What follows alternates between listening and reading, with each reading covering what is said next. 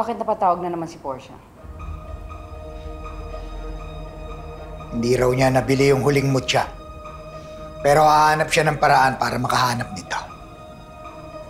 Paano? Dapat yata ikaw ang tumawag kay Rose para mapakinabangan natin ang koneksyon yung dalawa. Nung sanggol siya, ayaw mong akuin ko na anak ko siya. Pero ngayong may pakinabang na siya, pwede na.